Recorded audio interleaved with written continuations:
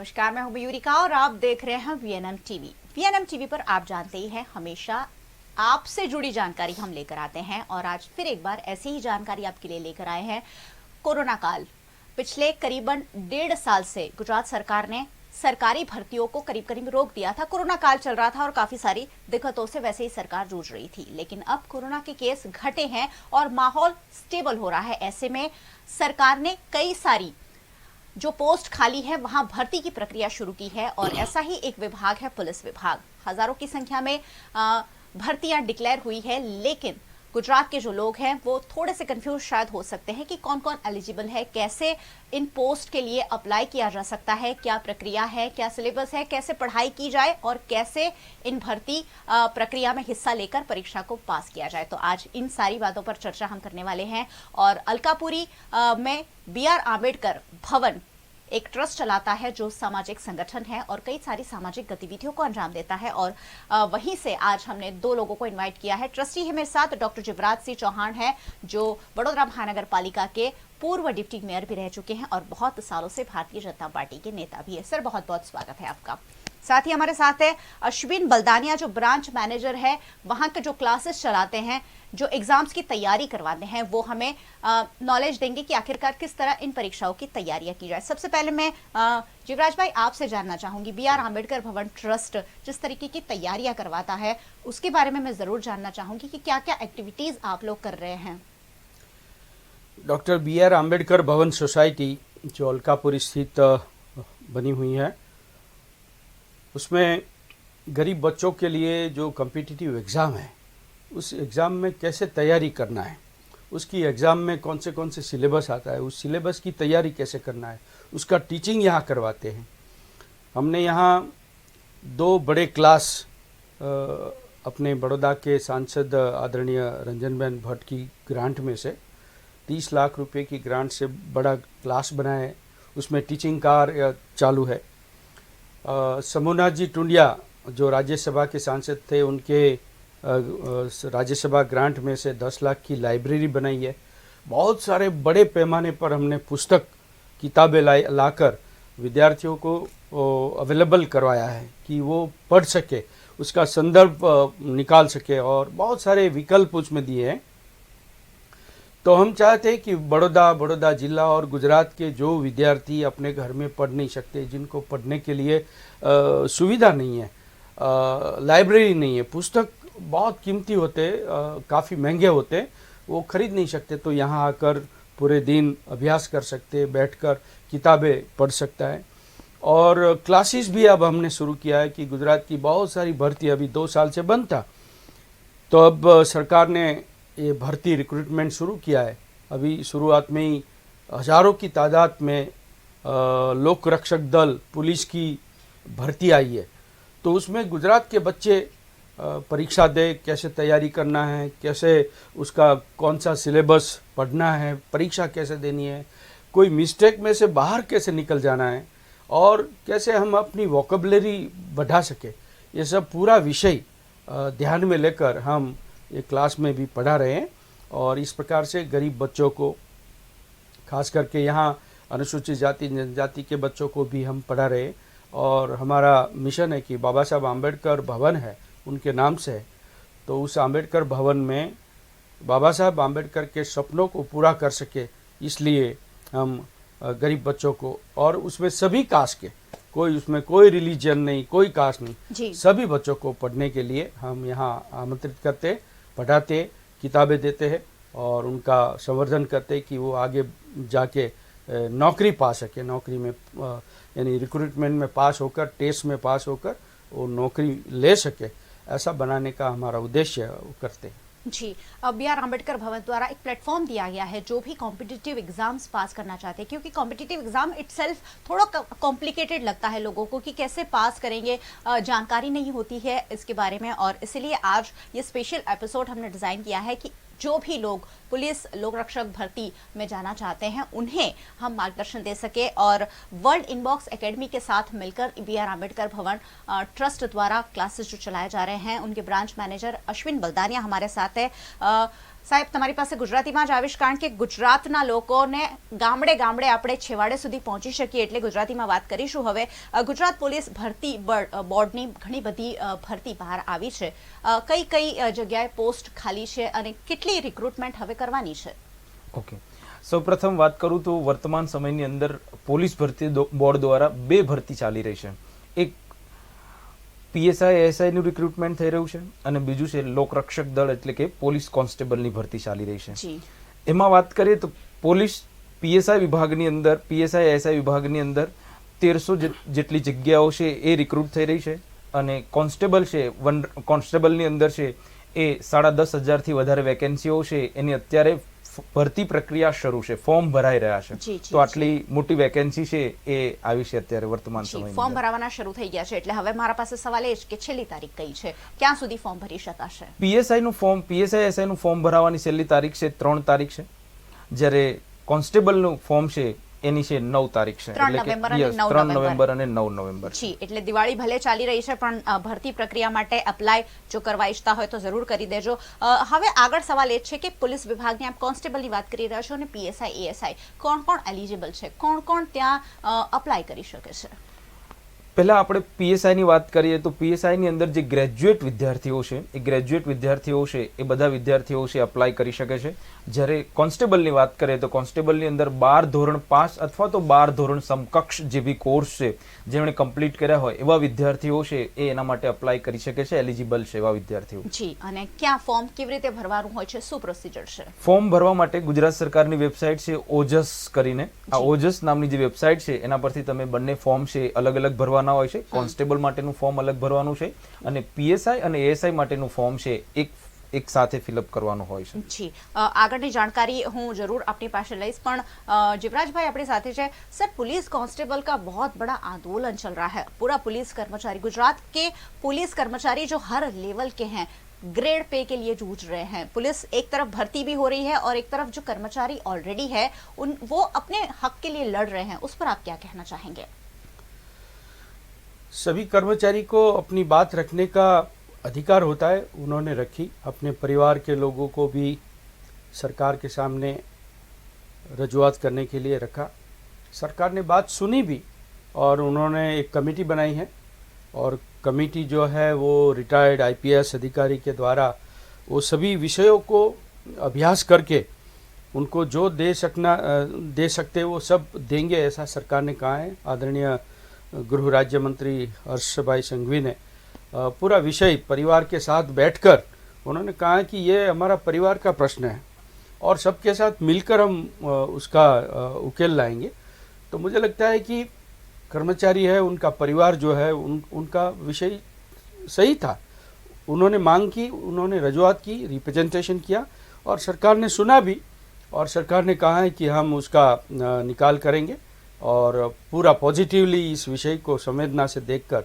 उसकी कमेटी जो रिकमेंडेशन करेंगे वो सब विषय ध्यान में लेकर उसका परिणाम देंगे जी तो यानी मुझे लगता है कि उसका निर्णय आ जाएगा जी ग्रेड पे का प्रावधान नहीं है गुजरात सरकार के पास क्या आने वाले दिनों में ये पुलिस जो कर्मचारी है क्योंकि हजारों की तादाद में है उनके लिए ग्रेड पे की कोई व्यवस्था की जाएगी वही बात है इसीलिए ये कमेटी आईपीएस अधिकारी जिन्होंने पूरी जिंदगी 35 साल से ज़्यादा पुलिस डिपार्टमेंट में नौकरी की है वो सब जानते हैं कि इनका जो प्रश्न है ग्रेड पे का वो उसका स्टडी करके उसका पूरा ब्यौरा लेकर सरकार को रिकमेंडेशन करेंगे तो मुझे लगता है आपका जो प्रश्न है उसी में वो संशोधन करके सरकार को रिकमेंडेशन करेंगे कि भाई ये करना चाहिए तो मुझे लगता है आने वाले दिनों में उसका बहुत अच्छा और पॉजिटिव रिजल्ट मिलेगा जी आशा यही रखते हैं क्योंकि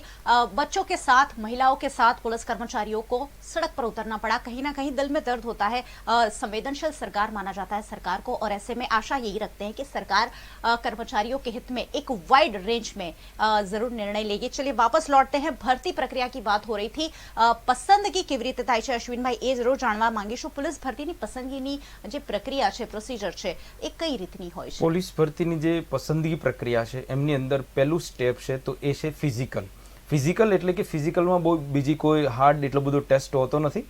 પુરુષ જે વ્યક્તિઓ છે એટલે કે ઉમેદવારો છે એમના માટે 5000 મીટર દોડ હોય છે, જ્યારે મહિલાઓ છે એના માટે 900 મીટર દોડ હોય છે.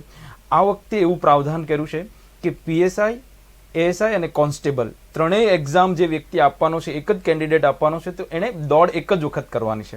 જ્યારે આના પહેલાની અંદર એવું પ્રાવધાન હતું કે બંને માટે અલગ અલગ દોડની વ્યવસ્થા હતી, જ્યારે આ વખતનું પ્રાવધાન એવું રહ્યું છે કે બંને કેન્ડિડેટ ભલે 2 ફોર્મ ભરતો હોય પરંતુ એક દોડની અંદર એનું બંનેનું કાઉન્ટ કરવામાં આવશે. તો એ રીતનું પ્રાવધાન રહેતું હોય છે. દોડ પૂરી થયા બાદ એમની લેખિત એક્ઝામ આવે એટલે કે એમસીક્યુ બેઝ એક્ઝામ આવે, અને એ એમસીક્યુ બેઝ છે એ કોન્સ્ટેબલ હોય તો બી એમની 100 માર્ક્સની છે, અને પીએસઆઈ છે તો એમની પણ 100 માર્ક્સની રહેતી હોય છે. કોન્સ્ટેબલની જે ભરતી પ્રક્રિયા છે 100 માર્ક્સની એક્ઝામ બાદ કમ્પ્લીટ થતી હોય છે, એટલે કે એમનું ફાઇનલ મેરિટ છે એ એમની દોડ 25 માર્ક્સની અને 100 માર્ક્સની એમની લેખિત એક્ઝામ, એ બંને 125 માંથી એમનું ફાઇનલ મેરિટ તૈયાર થતું હોય છે. જ્યારે પીએસઆઈ ની ભરતીની અંદર 50 માર્ક્સની એમની જે દોડ છે તે, અને ત્યાર પછી પ્રિલિમ એટલે કે પ્રાથમિક પરીક્ષા એમસીક્યુ બેઝ 100 માર્ક્સની લેવાય, ત્યાર પછી એમની મુખ્ય એક્ઝામ રહેતી હોય છે. જે મુખ્ય એક્ઝામની અંદર એમના 4 પેપર રહેતા હોય છે. એક પેપર છે એ ગુજરાતીનું હોય છે, બીજું પેપર છે ઇંગ્લિશનું હોય છે, ત્રીજું પેપર છે સામાન્ય અભ્યાસનું હોય છે, અને ચોથું પેપર જે રહેતું હોય છે તે કાયદો છે એમનું પેપર રહેતું હોય છે. અને ત્યારબાદ 450 ગુણમાંથી એમનું ફાઇનલ સિલેક્શન છે એ થતું હોય છે. તો આ રીતની આખી ભરતી प्रक्रिया છે એ रहती हुई है पुलिस और पीएसआई बने. जी, फिजिकल और लिखित 2 तरह की परीक्षाएं बता रहे हैं. सवाल अब मेरे मन में यही आ रहा है कि फिजिकल परीक्षा અને લેખિત પરીક્ષા કોને વધારે મહત્વ આપવાનું? કારણ કે પોલીસ ભરતીમાં એવું માનવામાં આવે છે કે ફિઝિકલ પરીક્ષા બહુ ટફ હોય છે. કઈ પરીક્ષાને વધારે મહત્વ અપાતું હોય છે? જો ફિઝિકલની વાત કરીએ તો ફિઝિકલ એક્ઝામ છે એ એન્ટ્રી ગેટ છે. જે વિદ્યાર્થી, બરાબર, સરકારે હમણાં મહત્વપૂર્ણ નિર્ણય એ પણ લીધો કે એમની અંદર ભી એક મેરિટ બનાવવાના હતા, પરંતુ સરકાર છે, તમે જેમ વાત કરી એમ કે સંવેદનશીલ છે, એટલે એમણે નિર્ણય લીધો કે જે બી વિદ્યાર્થી એક ટાઈમની અંદર એટલે કે 25 મિનિટની અંદર 5000 મીટર અથવા તો મહિલાઓ માટે છે 9.30 સેકન્ડની અંદર જે દોડી જાય એ દરેક વિદ્યાર્થીને એક્ઝામ આપવાની તક આપવામાં આવશે, જેથી કરીને ગુજરાતના વધારેમાં વધારે વિદ્યાર્થીઓ છે એ આ તકનો લાભ લઈ શકે. તો જે વિદ્યાર્થી છે દોડમાં પાસ થાય એ વિદ્યાર્થીએ એમની અંદર આગળ વધવાનું હોય છે. હવે વાત કરીએ તો વેઇટેજ જોવા જઈએ માર્ક્સ પ્રમાણે તો દોડનું વેઇટેજ ઓછું છે, પરંતુ એન્ટર થવા માટે દોડ જરૂરી છે. ત્યારબાદ 100 માર્ક્સની એક્ઝામ કોન્સ્ટેબલની અંદર છે, તો આપણને સીધું જ દેખાઈ રહ્યું છે કે 100 માર્ક્સનું વેઇટેજ અને એક બાજુ 25 માર્ક્સનું વેઇટેજ, એટલે લેખિત એક્ઝામનું વેઇટેજ તો રહેશે જ, પરંતુ એ પહેલા એન્ટર થવા માટે દોડનું વિશેષ મહત્વ છે એવું કહી શકીએ આપણે. કેમ કે દોડમાં ફેલ થનારો વિદ્યાર્થી એક્ઝામ નહીં આપી શકે, એટલે પહેલું મહત્વ તો દોડને આપવું રહ્યું. ભલે ત્યારબાદ મહત્વ છે એ લેખિત એક્ઝામનું હોય, પરંતુ દોડને ઇમ્પોર્ટન્સ આપવું થોડું જરૂરી છે. બિલકુલ સાચી વાત છે, કારણ કે પોલીસ વિભાગમાં હોય એટલે તમારે ચુસ્ત દુરસ્ત રહેવું તો જરૂરી હોય જ છે. શારીરિક માપદંડ શું હોય છે ભરતી પ્રક્રિયા માટેનું? શારીરિક માપદંડની અંદર જોવા જઈએ તો એક મિનિમમ હાઇટ નક્કી કરેલી હોય છે, જેમની અંદર જોવા જઈએ તો પુરુષ કેન્ડિડેટ છે, જનરલ કેન્ડિડેટ 165 સેમી જેટલી એમની હાઇટ રહેતી હોય છે, અને એટલા હાઇટવાળા વિદ્યાર્થીઓ છે 50 કિલો વજન હોય છે. એવી જ રીતે મહિલાઓ છે તો એમનો 40 કિલો વજન હોય છે, બરાબર, અને એ રીતનું એમનો આખો એક વેટેજ અને એના આધારે એમની પસંદગી પ્રક્રિયા થતી હોય છે.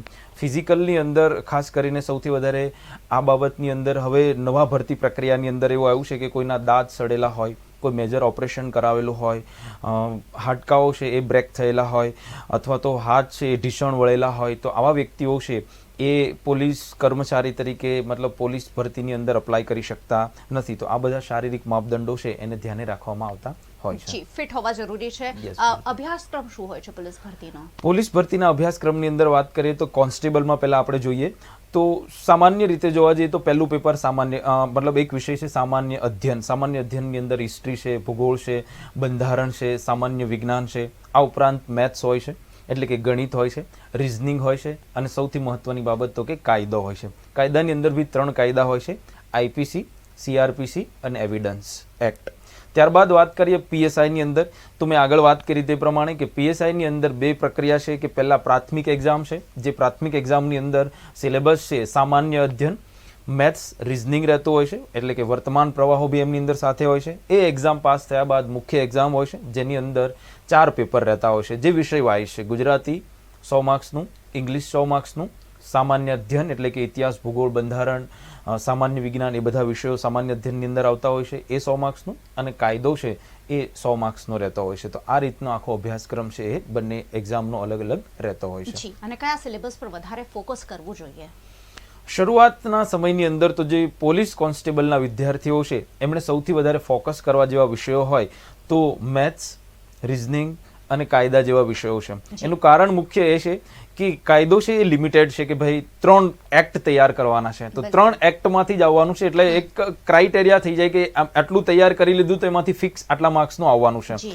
એવી જ રીતે મેથ્સ એ એટલો બધો, એક ગુજરાતના વિદ્યાર્થીઓને જનરલી મેથ્સ થોડું ટફ લાગતું હોય છે, પરંતુ એવું નથી. અમુક સિલેક્ટેડ ચેપ્ટરો છે એ તમે એને મહત્વ આપી અને તૈયાર કરી દો. એવી જ રીતે સેમ રિઝનિંગ, તો રિઝનિંગ વિષય બી એવો છે કે દરેક વ્યક્તિને આવડે, પરંતુ એ ટાઈમિંગ કન્ઝ્યુમિંગ વાળો સબ્જેક્ટ છે, તો ત્યાં પ્રેક્ટિસ સૌથી વધારે. તો જે વિદ્યાર્થીઓ આ સબ્જેક્ટની અંદર મેથ્સ, રિઝનિંગની અંદર પ્રેક્ટિસ કરે એમને સૌથી વધારે એક્ઝામની અંદર ફાયદારૂપ થતું હોય છે. બાકી અભ્યાસક્રમ તો સંપૂર્ણપણે તૈયાર કરવો જ પડે. આપણે પ્રાયોરિટી આપી શકીએ કે તમે મેથ્સ, રિઝનિંગ ને કાયદાને થોડી વધારે પ્રાયોરિટી આપો, બાકી સબ્જેક્ટને તમે ઇગ્નોર ના કરી શકો. કેમ? તો કે આપણે કોમ્પિટિટિવ એક્ઝામની તૈયારી કરી રહ્યા છીએ જ્યાં મેરિટમાં આવવાનું છે, એટલા માટે દરેક વિષયને તમારે મહત્વ આપવું જોઈએ, પરંતુ કોઈ વિષયને તમે વધારે મહત્વ આપો અને કોઈને થોડું ઓછું મહત્વ આપો તો ચાલતું હોય છે. એવી જ રીતે સેમ વાત કરીએ આપણે તો પીએસઆઈની અંદર. પીએસઆઈની પ્રિલિમ્સ એક્ઝામની અંદર સેમ દરેક સબ્જેક્ટને તમારે ઇક્વલ ઇમ્પોર્ટન્સ જ આપવું પડે, પરંતુ મુખ્ય એક્ઝામની અંદર બરાબર 3 સબ્જેક્ટ છે સૌથી વધારે મહત્વના રહેતા હોય છે, જેની અંદર એક ઇંગ્લિશ સબ્જેક્ટ.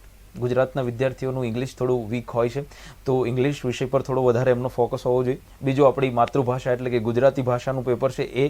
કેમ? તો કે એ બધાની અંદર સિલેબસ છે થોડો લિમિટેડ છે, અને લિમિટેડ હોવાના કારણે વિદ્યાર્થી થોડા સમયની અંદર એને સરળતાથી તૈયાર કરી શકે છે. જ્યારે સામાન્ય જ્ઞાન છે એ થોડો વાસ્ટ સબ્જેક્ટ છે, અને વાસ્ટ સબ્જેક્ટની અંદરથી ક્યાંથી કેટલા માર્ક્સનું પૂછાય એવું ફિક્સ નથી હોતું. જ્યારે અહીંયા છે એ સબ્જેક્ટની અંદર ગુજરાતી છે, ઇંગ્લિશ છે અને કાયદો, તો એમની અંદર થોડું ફિક્સ છે કે આટલા માર્ક્સનું આટલા વિષયમાંથી પૂછાશે. तो એ રીતે प्रायोरिटी बेस्ड तैयारी करवी જોઈએ. बिल्कुल, बहुत सारी पोस्ट सरकार अब भर्ती करने जा रही है, ऐसे में ज़रूर लाभ लेना चाहिए क्योंकि रोज़गार की ज़रूरत हमेशा देश को है, गुजरात को है, और बहुत सारे लोग चाहते हैं कि अब सरकारी नौकरियां, पहले ऐसा था कि बच्चों को डॉक्टर या इंजीनियर बनाया जाता था, लेकिन अब सरकारी अफसर बनाना पसंद कर रहे हैं क्योंकि काफ़ी सारे फायदे सरकारी नौकरी में मिलते हैं. जीवराज भाई, कैसे BR आम्बेडकर की ये जो एक्टिविटी है उसका लाभ वडोदरा शहर के और आसपास के शहर के लोग ले सकते हैं, वो हमें ज़रूर बताइए. डॉक्टर BR आम्बेडकर भवन का जो सभी ट्रस्टी मंडल है उनमें ये हमारा एक प्रयत्न रहता है कि ज़्यादा से ज़्यादा बच्चे आए. यहाँ हमने बहुत सारी किताबें बसाई है, लाइब्रेरी बनाई है, सुबह से शाम तक यहाँ पढ़े, और जो टीचर्स भी है यहाँ रखे. कहीं उनको पूछना है, कोई क्वेरीज है, किसी भी प्रकार का मार्गदर्शन चाहिए, या तो किसी एग्ज़ाम में, फॉर एग्जांपल हमारे यहाँ UPSC एग्ज़ाम के लिए भी गाइडेंस मिलता है. अच्छा. GPSC एग्ज़ाम के लिए भी मिलता है जी. अभी हमने जो ये पुलिस की भर्ती है तो उसके लिए जो क्लास शुरू कर रहे हैं, बाकी सब क्लास अब हमारा चालू हो गया है जी. तो इसके अलावा GPSC में भी हम अलग अलग प्रकार के अधिकारियों को बुलाते. अभी थोड़े समय पहले एक वलय वैद्य करके अभी इसी समय तीसरी बार UPSC की एग्ज़ाम क्लियर की, और वो शायद पंचमहाल ज़िले में कहीं डिप्टी कलेक्टर है, और वो बहुत अच्छे स्कोरिंग के साथ IAS क्लियर किया है. तो उनको बुलाया था. उसको बुलाकर विद्यार्थियों को सामने रखते कि भाई आप पूछिए, आपके मन में जो क्वेरी है, आप कैसे, यानी जो अनुभवी है 3 बार जिन्होंने UPSC क्लियर की है, वो क्योंकि उनको स्कोरिंग ज़्यादा लेने के लिए कम स्कोरिंग से उनको संतोष नहीं था, तो लगातार प्रयत्न करके वो तीसरी बार देश में अव्वल नंबर पर आए. और फिर अपने जो विद्यार्थी थे उन सबको बुलाए थे, वो सब ने पूछा कि कैसे तैयारी करना चाहिए, आप कैसे करते थे, आपका कैसा, कितनी नींद लेते थे आप. यानी बहुत सारे को ऐसा होता है कि नहीं 24 घंटे में से 20 घंटे पढ़ते रहो, तो ऐसा नहीं होता है. उसमें पढ़ने का भी एक गैप होता है, कुछ और एक्टिविटी बीच में करनी चाहिए. कंसिस्टेंटली आप पढ़ते जाओगे तो आपका वो जो पढ़ा हुआ है वो याद नहीं रहेगा। तो उसके बीच में कैसे कैसे वो समरी बनाना है, कभी बीच में एक थोड़ा आनंद प्रमोद के लिए भी टाइम निकालना है, वो सब पूरा मार्गदर्शन। ऐसे हम अलग अलग सेंटर से, एक हमारे मित्र है गोपाल बामनिया, वो अभी बड़ौदा में एडिशनल कलेक्टर है जी। उनको भी काफ़ी बार हम बुलाते हैं। ऐसे बहुत सारे अधिकारियों को बुलाते हैं, उनको बुलाकर विद्यार्थियों को मार्गदर्शन दे, उनका खुद का अनुभव क्या था। ऐसे भी है कि जो प्राइमरी टीचर की जॉब करते थे और घर कैसा माँ बाप का, तो एक पतरा का यानी छोटी सी एक झोपड़ी जैसा, उनके पिताजी माताजी लेबरर, और उनको जॉब मिली पीटीसी या तो कोई प्राइमरी स्कूल में पीटीसी करने के बाद, और वो पीटीसी यानी प्राइमरी की जॉब करते करते यूपीएससी की एग्ज़ाम क्लियर की है। ऐसे बहुत सारे विद्यार्थी, ऐसे विद्यार्थियों को भी, ऐसे जो जिन्होंने क्लियर की है, ऐसे लोगों को भी बुलाकर हम विद्यार्थियों को मार्गदर्शन दें, तो इनको उनका जो माइंड है वो वाइड होगा। उनके मन में जितने प्रश्न हैं, उनके क्वेरीज है, जो अलग अलग दृष्टिकोण हैं, इनको फिर ध्यान में आता है कि मुझे इस प्रकार से पढ़ना चाहिए, इस प्रकार से मुझे याद रखने की भी एक तरकीब ये लोग जो पढ़ते होते हैं, जिनका अच्छा अनुभव होता है, वो देते। तो इससे विद्यार्थियों को बहुत फ़ायदा होता है। हमारी इच्छा है, डॉक्टर BR आम्बेडकर भवन सोसाइटी का एक बहुत बड़ा प्रयत्न है, हमारा ऑब्जेक्टिव है कि ज़्यादा से ज़्यादा बच्चे परीक्षा में आए, मार्गदर्शन लें, और BR आम्बेडकर भवन सोसाइटी द्वारा चल रही लाइब्रेरी क्लासेस का फ़ायदा ले, और इसके द्वारा वो एग्ज़ाम क्लियर करके एम्प्लॉयमेंट पा सके, नौकरी ले सके। तो हमें संतोष होगा कि नहीं, हमारे प्रयत्न से इतने बच्चे, इतने बड़ौदा शहर के, गुजरात के इतने बच्चे नौकरी में लगे। पुलिस वाले, कभी हम कहीं जाते होंगे तो पुलिस वाला या PSI PI होगा, तो हमें देखकर भी वो खुश होगा कि इनके मदद से हम आम्बेडकर भवन सोसाइटी में पढ़े और ये नौकरी मिली। तो ये हमारा संतोष है, और इसलिए हम बाबा साहब आम्बेडकर के स्वप्नों को साकार करने के लिए समाज का जो अंतिम पैर में बैठा है, अंतिम सीढ़ी तक बैठा है, और जो अंतिम लाइन में बैठा है, उस व्यक्ति का अंत्योदय करने के लिए उसको भी ये सुविधा मिले, बाबा साहब आम्बेडकर। और सबसे महत्व की बात यह है कि ये वडोदरा शहर यानी सर शहाजीराव गायकवाड़ का स्टेट है, जो प्रजावत्सल राजा थे, और उन्होंने बाबा साहब आम्बेडकर को स्कॉलरशिप देकर विदेश भेजे थे। वो पढ़ाई करके आए, और आज देश में ये संविधान से लागू हुए आरक्षण के लाभ, बाकी सब बहुत सारे लाभ मिलते हैं। ये बाबा साहब को पढ़ाई करने के लिए महाराजा सयाजीराव गायकवाड़ ने विदेश में भेजे, तब मिला। तो हमारी भी कोई जिम्मेदारी बनती है, हमारी कोई फ़र्ज बनती है कि हम भी इतना बाबा साहब आम्बेडकर के नाम पर ये भवन बनाएं, तो इसका लाभ समाज के सभी तबके के लोगों को मिले, बच्चे को मिले, स्टूडेंट्स को मिले, और उसमें से भी कोई बाबा साहब आम्बेडकर जैसे बन सके, तो वो हमारा संतोष होगा। ये प्रयत्न हम लगातार कर रहे हैं। बहुत बड़ी बात है, और BR आम्बेडकर भवन सोसाइटी की बहुत बड़ी कोशिश है, और मैं आशा करती हूँ कि वडोदरा शहर के लोग और गुजरात के लोग जरूर इसका लाभ ले पाएंगे। इस तरीके की जो एक्टिविटीज चल रही हैं लाइब्रेरी के साथ साथ कोचिंग की, उसका लाभ जरूर लें। बहुत बहुत शुक्रिया आप दोनों मेहमानों का हमारे साथ जुड़ने के लिए, और बहुत बहुत शुक्रिया आप सारे व्यूअर्स का हमारे साथ जुड़ने के लिए। एक रिक्वेस्ट और है मेरी, इसे शेयर करना है, क्योंकि सिर्फ आप तक ये जानकारी सीमित नहीं होनी चाहिए। जो भी लोग आपके आसपास हैं, जिन्हें रोजगार चाहिए, जो पुलिस विभाग में जाना चाहते हैं, ASI PSI बनना चाहते हैं, या फिर लोक रक्षक भर्ती, जहां भी अप्लाई के लिए एलिजिबल है, जरूर अप्लाई करें। और सरकारी नौकरी पाना इतना मुश्किल भी नहीं है। VNM TV को जरूर सब्सक्राइब कर लीजिए। YouTube चैनल पर अगर आप हमें देख रहे हैं तो हमारा चैनल सब्सक्राइब कर लीजिए। इसी तरीके की जानकारी आपसे जुड़ी हुई जो सीधे आपको फायदा पहुंचा सकती है, वो हम आप तक लेकर आते हैं। OTT platforms daily Hunt, IPTV, Joy TV, rock TV जैसे OTT प्लेटफॉर्म्स पर 24 घंटे VNM TV लाइव आपके लिए उपलब्ध रहता है। YouTube और Facebook पर, Instagram पर, Twitter पर तो आप हमें फॉलो कर ही रहे हैं। केबल पर ही रोज ही हम आपके घर आते हैं, तो VNM के साथ जरूर जुड़े रहिए, देखते रहिए VNM। नमस्कार।